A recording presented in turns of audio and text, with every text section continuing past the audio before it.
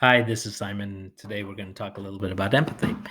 As we think about empathy, which is one of the pillars of how we improve our communication skills, it's really an idea of relational consciousness. And so when we develop in a relationship and we're not in an individualistic vacuum, empathy is the function of deeper consciousness. And so when we see others where they are, for who they are, and we validate them, empathy is then imagining what another person might feel despite what we feel, know, or prefer. And so, for example, if I'm having a conversation with a peer at work or somebody I'm managing at work, and I'm doing a performance management where we're looking at some data and we're seeing some things that maybe need to be improved.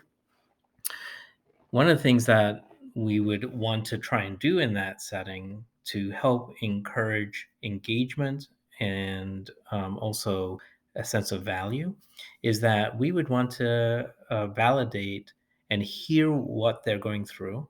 We don't have to agree with that. We just need to validate what they're saying. We validate by mirroring and by saying um, that makes sense. It makes sense. And now it may not make sense in our world, but hearing what that person is describing that makes sense in their world, and we want to validate that.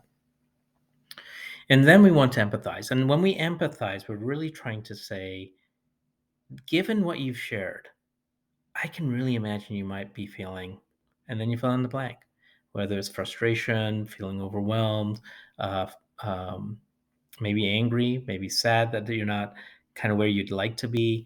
There may be a number of pieces that you can touch on within the context. And then you want to validate that. And you say that, is that what you're feeling? And if not, hey, I'd love to hear more about what you're feeling, what you're going through. Empathy is one of the highest degrees of differentiation and it's the path to connection. And so it's really important for us um, to try and step into that. And it's really different from sympathy. So sympathy is sharing the feelings of another, whereas empathy is when you understand the feelings of another, but you don't necessarily have to share them to experience them. Sympathy can also be